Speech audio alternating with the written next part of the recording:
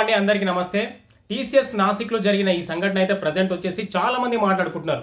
ఇంకా ఎన్నో ఐటీ సంస్థలు ఉన్నాయి, విప్రో కానీ, ఐబీ కానీ, పెద్ద పెద్ద కంపెనీలు ఉన్నాయి. సో మరి ఈ కంపెనీలలో కూడా సేమ్ ఇలాగే లవ్ జిహాద్ జరుగుతుందా అని చెప్పేసి అయితే డౌట్లు క్రియేట్ అవుతున్నాయి. ప్రజెంట్ వచ్చేసి మహారాష్ట్రలో ఈ టీసీఎస్ నాసిక్ అందరు అంటే ఇది కన్ఫర్మ్ చేసుకున్నారు, ఇది నిజమే, జరిగిన సంఘటన నిజమే అని చెప్పేసి కన్ఫర్మ్ చేసుకొని వీళ్ళందరికీ అయితే వర్క్ ఫ్రమ్ హోమ్ ఇచ్చారు.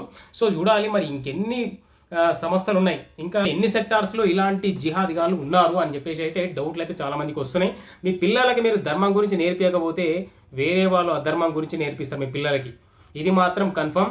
సో నిజంగా మన ఇల్లుని మనం చక్కదిద్దుకోవాలి. మీ అమ్మాయిలకైతే మీరు ప్రతి ఒక్క విషయాన్ని తెలియజేయండి, చెప్పండి, ధర్మం గురించి బోధించండి. లేకపోతే రేపటి రోజు ఇంకా మతం మారి వెళ్ళిపోయిన తర్వాత లవోదివమ్మ నేర్చినా కూడా రాదు. మనం ఈ మధ్య చాలా చూస్తున్నాం ఇట్లాంటివి. ఇప్పటికైనా కొంచెం మేల్కోండి, వీడియోలు చూడండి, తెలుసుకోండి అసలు ఏం జరుగుతుంది అనేది. అసలు కేరళ లవ్ స్టోరీ అనేది బీజేపీ ప్రపగండా అని చెప్పేసి అయితే చాలా టూ మచ్గా సెక్యులర్ వాళ్ళు మాట్లాడిరు. కమ్యూనిస్టులు అయితే ఇంకా దారుణంగా ఇది కావాలని క్రియేట్ చేసిరు అన్నారు. మరి ఇదేంటిది? టీసీఎస్లో జరిగేది ఏంటిది మరి? కేరళ లవ్ స్టోరీ 2 కనుక 1 కనుక మీరు చూస్తే మీకే అర్థమైపోతుంది. సో అట్లా నిజంగా వాళ్ళు ఒక గ్రూప్ మెంబర్స్గా ఫామ్ అయిపోయి వీళ్ళు చేసిన సంఘటనలు వింటే అసలు దారుణాలు ఇంకెక్కువనే ఉన్నాయి. ఇక్కడ ఒక కంప్లైంట్ గురించి మనం మాట్లాడదాం. ఇప్పుడు ఏదైతే ఈ టీసీఎస్లో జరిగిందో వాళ్ళు కంప్లైంట్ ఇచ్చారు. 7 మంది కంప్లైంట్లు ఇస్తే పోలీసులు ఇది నిజమా కాదని తెలుసుకోవడానికి అక్కడ పోలీసులు అమ్మాయిలు 7 మంది 8 మంది పోలీస్ కానిస్టేబుల్స్ సివిల్లో జాబ్ పోయినట్టుగా వెళ్ళి వాళ్ళు ఒక 4-5 నెలల పాటు అక్కడ ఉండి అది నిజం అని కన్ఫర్మ్ చేసుకున్న తర్వాత ఒకేసారి అటాక్ చేసిరు పోలీసులు. ఆధారాలను సేకరించారు, ఇది నిజమే అని కన్ఫర్మ్ చేసుకున్నారు. వీళ్ళకి ఎక్కడి నుంచి అసలు కనెక్టివిటీ ఉంది తెలిసే మీరే షాక్ అవుతారు. మలేషియా నుంచి కనెక్టివిటీ ఉంది వీళ్ళకి. మలేషియా అక్కడ నుంచి వీళ్ళకి ఫండ్స్ వస్తున్నాయి. ఈ హై స్థాయిలో ఉన్నారు కదా. సో ఇప్పుడు నిడాకాన్ అనేది ఆమె హెచ్ఆర్ హై స్థాయి అన్నట్టు. సో దీని కింద ఉన్న టీమ్ లీడర్స్ ఉంటారు కదా, మేనేజర్లు, టీమ్ లీడర్ అందరు కూడా ఆ కమ్యూనిటీ ముస్లిమ్సే. సో ఏంటంటే తీసుకునే వాళ్ళని అంటే జాయిన్ చేసుకునే అమ్మాయిలు అందరూ కూడా హిందువులే అయి ఉండాలి, అబ్బాయిని రిజెక్ట్ చేసేటోళ్ళంట. కానీ అమ్మాయిని కూడా ఎలా సెలెక్ట్ చేసుకుని తెలుసా? ఎవరైతే ఆర్థికంగా తక్కువ ఉంటారో, డబ్బులకి ఇబ్బంది పడుతూ ఉంటారో, అర్జెంట్ నీడీ జాబ్ ఉంటుందో అలాంటి వాళ్ళని సెలెక్ట్ చేసుకుంటారు. అలాంటి వాళ్ళకే జాబ్ ఇస్తారు, అలాంటి వాళ్ళకే ట్రైనింగ్ ఇచ్చేసి ఇంకా తర్వాత 1 by 1 స్టెప్ బై స్టెప్ అనేది మెల్లగా తీసుకెళ్తూ ఉంటారు వీళ్ళందరూ. సో ఎప్పుడైతే 7 మంది కంప్లైంట్ ఇచ్చిన తర్వాత నిజమే అని చెప్పేసి పోలీసు వాళ్ళు కన్ఫర్మ్ చేశారు. ఎన్ఐఏ దర్యాప్తు కూడా జరుగుతుంది. వీళ్ళకి అసలు ఫండ్స్ ఎక్కడి నుంచి వస్తున్నాయి, వీళ్ళ వెనక ఎవరెవరు ఉన్నారు అనేది జరుగుతుంది. సో ఈ లోపల అయితే కనీసం ఒక 50 కంప్లైంట్లు వచ్చినాయంట ఈ కార్పొరేట్ సంస్థ నుంచి. చూడండి అసలు నిజంగా మన చుట్టూ అసలు ఏం జరుగుతుందిరా నాయన అని అనిపించింది నాకైతే, నిజంగా చెప్తున్నా. సో మనం రీసెంట్ సినిమాలు కానీ, కేరళ లవ్ స్టోరీ కానీ అది చూస్తే మీకే ఒక క్లారిటీ అయితే వస్తుంది. సో అలాగే ధురంధర్ సినిమా కూడా వచ్చింది. సో ఇది కూడా బీజేపీ ప్రపగండా అన్నారు. అలా ఏముండదు, జరిగేదే అది. నిజంగా 1947 నుంచి దేశం విడిపోయినప్పటి నుంచి ఏం జరుగుతుందో మీరు అబ్జర్వ్ చేస్తే మెల్లమెల్లగా చాప కింద నీరులాగా ముస్లిం జనాభా పెరిగిపోతూనే ఉంది ప్రతి స్టేట్లో. సో దీన్ని బట్టి మనం అర్థం చేసుకోవచ్చు వాళ్ళు ఏం చేస్తున్నారు ఏంటిది అనేది. ఇక్కడ హిందూ అమ్మాయిల్ని ముఖ్యంగా టార్గెట్ చేసేది అంటే ఎవరైతే డబ్బులకు ఇబ్బంది పడుతూ జాబ్ అయితే చాలా అవసరం ఉంటుందో వాళ్ళని టార్గెట్ చేసి అయితే వాళ్ళతో మాట్లాడతారు. సో ఇంకా వర్క్లో హెల్ప్ చేసినట్టు వాళ్ళకు ట్రైనింగ్ ఇస్తారు. ఫస్ట్ ఒక ప్రాజెక్ట్ ఇచ్చిన తర్వాత ట్రైనింగ్ ఉంటుంది కదా, ఆ ట్రైనింగ్లో మెల్లగా వాళ్ళతో పరిచయం పెంచుకోవడానికి వాళ్ళు ఏదో హెల్ప్ చేస్తున్నట్టుగా మెల్లమెల్లగా డబుల్ మీనింగ్ మాట్లాడుతూ సో వాళ్ళని ఏదో విధంగా ఇంకా వాళ్ళతో కలిసిపోవడానికి ప్లాన్ చేస్తారు. వీళ్ళకు ఒక గ్రూప్ కూడా ఉందంట, ఈ నిడాకాన్ గ్రూప్లో వచ్చేసి వీళ్ళందరూ మెంబర్స్. సో ఇంక ఎవ్రీడే ప్రజెంట్ అవుతారంట. సో ఏం చేయాలి, నెక్స్ట్ ఈ వీక్లో ఎంతమంది మనం అవుటింగ్ తీసుకెళ్ళాలి, సో ఎవరితో ఎంజాయ్ చేయాలి, ఏమేమి ప్లాన్స్ చేయాలి, వీళ్ళని ఎట్లా మతం మార్చాలి అనేది అయితే ప్లాన్ చేస్తున్నారంట. నిజంగా విన్న తర్వాత అసలు నిజంగా మీరు నిజంగా లిటరలీ షాక్ అయిపోతారు. నిజంగా మీరు రక్తమే ఉడుకుతుంది ఇంకా. ఎందుకంటే మనం హిందువు పుట్టినాం, హిందువునే సావాలి, కానీ మధ్యలో ఎవడో చెప్తే మారడం ఏంది అనిపిస్తుంది. సో ఇక్కడ ఏమవుతుందంటే అక్కడ వాళ్ళు ఎంతసేపు అందరూ మేనేజర్లు, హెచ్ఆర్ లెవెల్ ఉన్న అంతా పెద్ద పొజిషన్లో, హై పొజిషన్లో ముస్లింలు ఉండేసరికి వీళ్ళు భయపడతారు. ఎందుకు అంటే వీళ్ళకి చాలా రోజులకు జాబ్ వస్తుంది. సో వీళ్ళకి కొన్ని కమిట్మెంట్స్ ఉంటాయి. అంటే ఏంది, ఈఎంఐల కారు కొన్నా, బైక్ కొన్నా, ఇల్లు కొన్నా, ఏదో ఉంటాయి. సో ఇవన్నీ కొన్న తర్వాత లాక్ అయిపోతారు. ఒక్కసారిగా జాబ్ పోతే మళ్ళీ జాబ్ కొట్టాలంటే సుక్కలు కనబడతాయి అన్నట్టు ఐటీలో, ఈ సాఫ్ట్వేర్లో. సో ఇంకా తప్పని పరిస్థితిలో వాళ్ళు చెప్పినట్టు కూడా విన్నారంట. నమాజ్ చదివించారంట, వాళ్ళని నమాజ్ చదివించారంట, కల్మా చదివించారంట. చూడండి ఎంత దారుణం ఇది. టోపీ పెట్టుకొని రమ్మని చెప్పిండంట ఒకడైతే, మరి దారుణం. తౌసిఫ్ అనే వ్యక్తి, సంజయ్ అనే ఒక వ్యక్తి ఉన్నాడు, మేల్.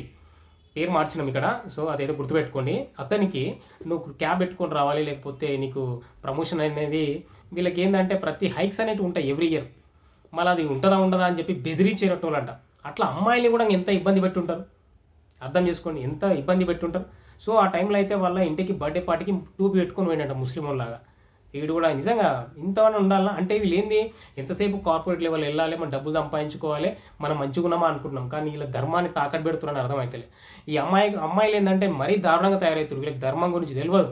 వాళ్ళు ఏదైనా క్వశ్చన్ చేస్తే కౌంటర్ చేయడానికి రాదు. ఎందుకంటే వీళ్ళకి పురాణాలు చెప్పేటోళ్ళు లేరు, ఆ కథలు చెప్పేటోళ్ళు లేరు. అసలు గుళ్ళకి సరిగ్గా పోరు. పోయినా 2 నిమిషాలు 5 నిమిషాలు కూర్చుంటారు, పారిపోతారు. కానీ వీళ్ళు భగవద్గీత చదువుతారా, మహాభారతం చదువుతారా, అసలు ఏమన్నా తెలుసుకుంటారా? ఏది తెలుసుకోరు. ఆ తల్లిదండ్రులు అయితే అసలే చెప్పరు, వాళ్ళ బిజీలో వాళ్ళు ఉంటారు. ఈ పిల్లలు కూడా పెరుగుతున్నారు, అట్లనే తయారవుతారు. సో వారంలో ఒక రోజు అయితే వీళ్ళకి మీరు టైం కేటాయించి చదువుకోండి. ఫస్ట్ చదవండి, కౌంటర్ ఎట్లా వేయాలని చదివండి. శ్రీకృష్ణుడి గురించి ఒకడు అంటాడంట, వాడు తోసిఫో రజా ఆడు ఒక అమ్మాయి దగ్గరికి వెళ్ళి ఆ అమ్మాయికి కౌంటర్ ఇస్తున్నట్ట. ఏంది నువ్వు మీ ఆయన అక్కడ ఉంటావు, నువ్వు ఇక్కడ ఉంటావు, ఎందుకు అట్లా అది అని చెప్పేసి దగ్గర కూర్చొని మెల్లగా టచ్ చేస్తూ మాట్లాడుతుంటారంట. ఆ అమ్మాయి ఎంత ఇంకా అసలు అన్కంఫర్టబుల్గా ఫీల్ అయినా కూడా టచ్ చేసేటోడంట ఏదో విధంగా.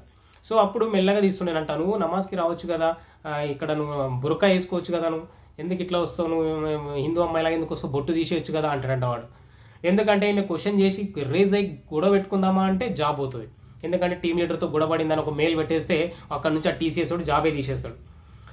సో దీన్ని బట్టి అర్థం చేసుకోవాలి మనం. ఏంటంటే టాటా టీసీఎస్ కంపెనీ కాదు, ఇంకెన్ని ఉన్నాయో ఇట్లాంటివి కార్పొరేట్ సంస్థలు.